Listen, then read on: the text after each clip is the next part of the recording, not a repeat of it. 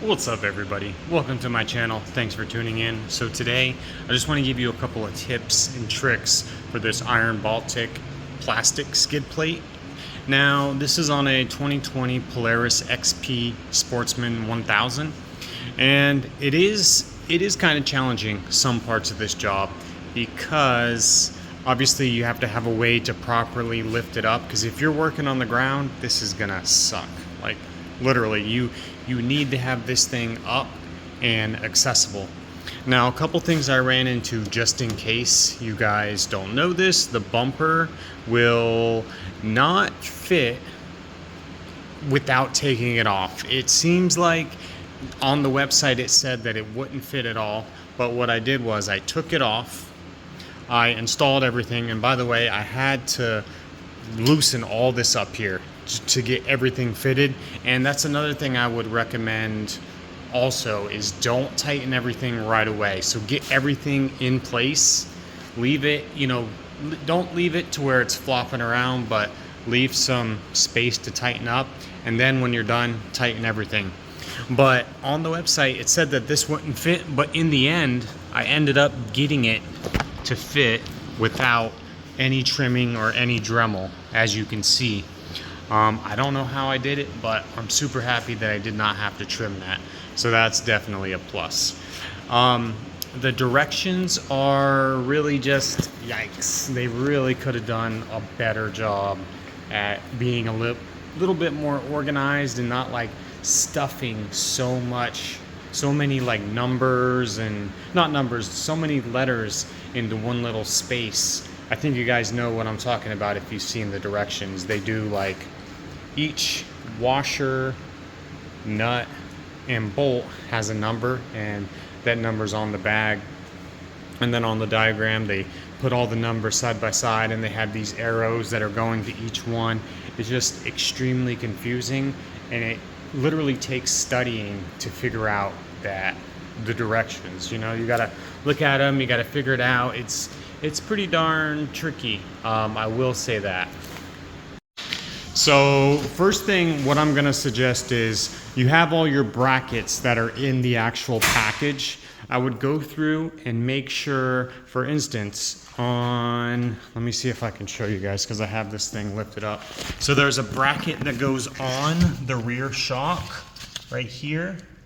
Now you want to take the bottom bolt of the shock off and install that bracket first, because that was one of the biggest hassles, honestly.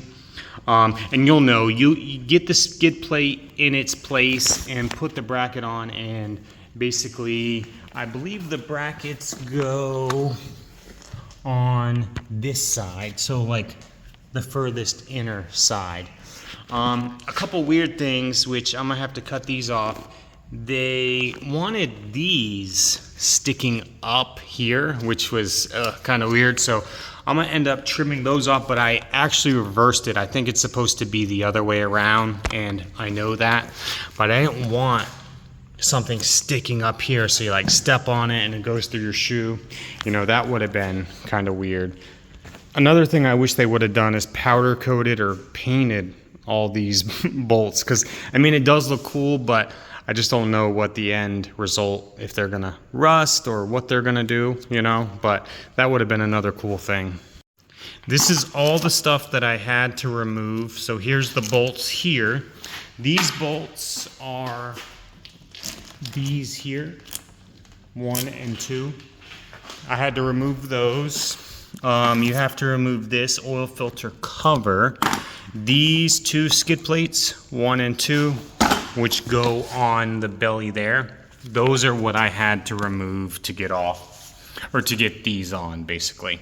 And then the big metal panel, that one didn't make sense to me at first, but what it is basically is you take it up, you set it so the what am I trying to say here? The risers on it basically go up into the holes of the I think it was, I can't remember which one it was, but I believe it, oh yeah, this, I think it's this one here. 1, 2, and then 3, 4 maybe. But there's 4 bolts that you're supposed to remove, and then those bolts replace those holes there, if that makes any sense. All right, so I'm just gonna start from the front and show you guys all the brackets. So as you can see, that's how this bracket here goes. That, like that. And then there is, let's see, there's one here that's kinda hard to, there it is. So it goes just like that on both sides. And then on some of these, you can actually do some prep work. Now, for instance, these here all kind of clip into each other.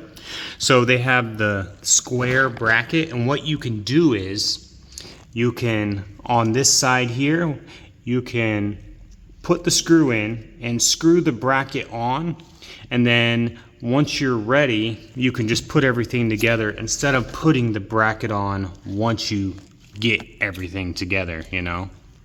You can also do the same on this side. The little brackets, you can put them on before you even put this up. So there's a bracket here, here, here, and here. Okay, so I'm coming in from this fender well here.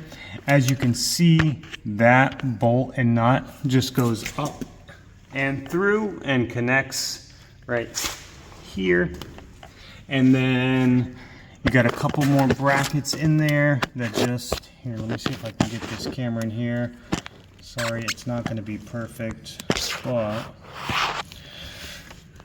as you can kind of see there's a couple more brackets. And then as you can see, there's that little plate there. That one's pretty easy.